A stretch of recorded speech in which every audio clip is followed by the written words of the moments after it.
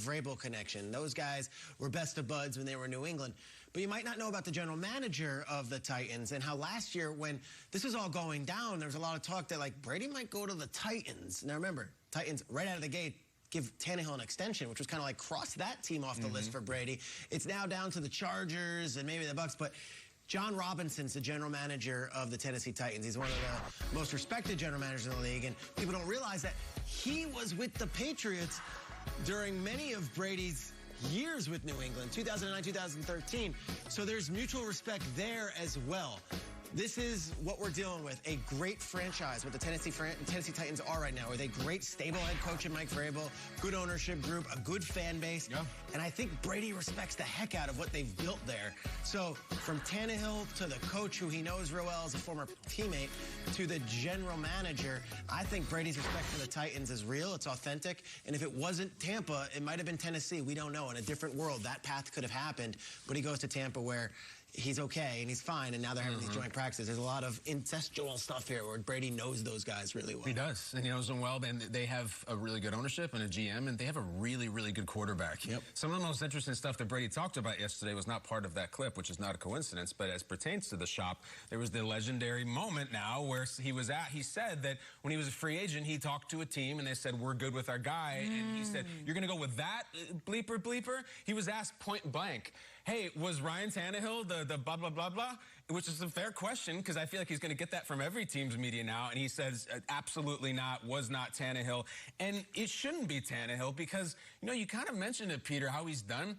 Check out this homage to the state and the career of Ryan Tannehill right now that I'll show you something statistically. Most wins versus Brady ever, including playoffs. Peyton Manning is the most, and then right next is Ryan Tannehill, sandwiched between two first-ballot Hall of Famers. Ryan Tannehill not only has beaten him 2 of the last 3 times he's played against him, he destroyed him in Brady's last game ever as a New England Patriot. So I almost think it's more interesting about Tannehill and the Titans than it is about the Buccaneers, because I think so many people made up their mind about Tannehill, and I will put my hand up, I did too.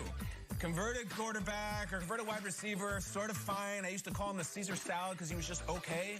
He's not just okay. He's excellent. I think people are starting to learn in fantasy football, in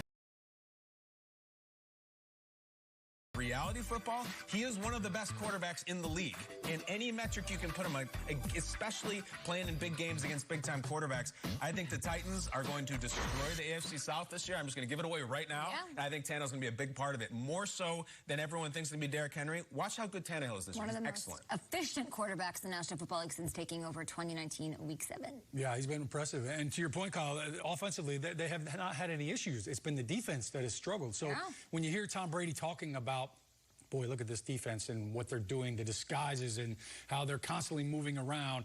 All I can think about is, look, I remember when I played against the Patriots and Mike Vrabel was a linebacker. He was their same linebacker. And guess what? He was running his mouth the entire time, and his whole defense was moving around, and it was this amoeba-like defense. So he played in it.